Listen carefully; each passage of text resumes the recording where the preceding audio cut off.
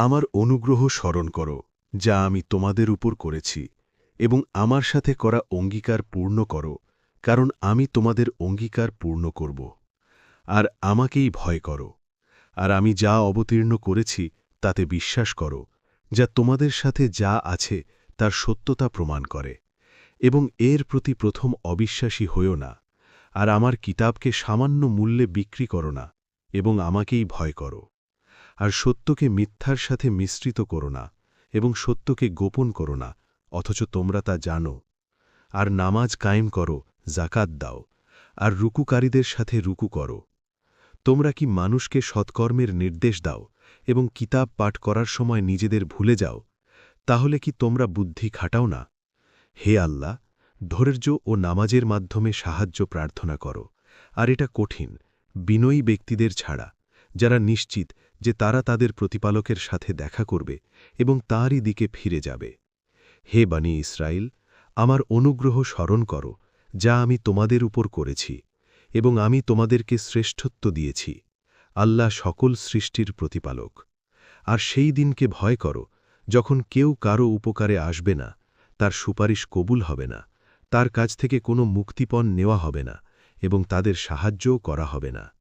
হে আল্লাহ, আর যখন আমি তোমাদেরকে ফেরাউনের লোকদের হাত থেকে মুক্তি দিয়েছিলাম, যারা তোমাদেরকে নিকৃষ্টতম শাস্তি দিত, তোমাদের পুত্রদের হত্যা করত এবং তোমাদের নারীদের জীবিত রাখত, আর এতে তোমাদের পালনকর্তার পক্ষ থেকে এক বিরাট পরীক্ষা ছিল।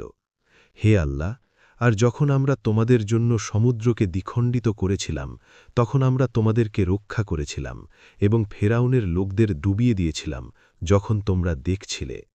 আর যখন আমরা মূসার সাথে ৪০ রাতের জন্য প্রতিশ্রুতিবদ্ধ ছিলাম, তারপর তোমরা তার পরে বাছুরকে উপাসনা হিসাবে গ্রহণ করেছিলে যখন তোমরা ছিলে অন্যায়কারী। তারপর আমরা তোমাদেরকে ক্ষমা করেছিলাম যাতে তোমরা কৃতজ্ঞ হও।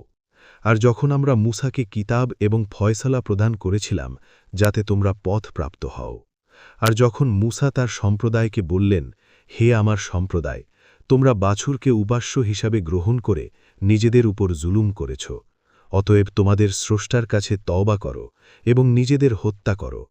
তোমাদের প্রভুর কাছে এটাই তোমাদের জন্য উত্তম, তাহলে তিনি তোমাদের তওবা কবুল করবেন। নিশ্চয়ই তিনি তওবা কবুলকারী, পরম দয়ালু। আর যখন তোমরা বললে, হে মূসা, আমরা তোমাদের উপর বিশ্বাস করব না যতক্ষণ না আমরা আল্লাহকে সরাসরি দেখি, তখন তোমাদের উপর বজ্রপাত হল যখন তোমরা তাকিয়েছিলে। তারপর তোমাদের মৃত্যুর পর আমরা তোমাদের পুনরুজ্জীবিত করলাম যাতে তোমরা কৃতজ্ঞ হও। আর আমরা তোমাদের উপর মেঘের ছায়া দিয়েছিলাম এবং তোমাদের উপর মান্না ও সালুয়া নাজিল করেছিলাম। বলেছিলাম, আমরা তোমাদের যে পবিত্র রিজিক দিয়েছি তা থেকে খাও। আর তারা আমাদের উপর জুলুম করেনি, বরং তারা নিজেদের উপর জুলুম করেছিল।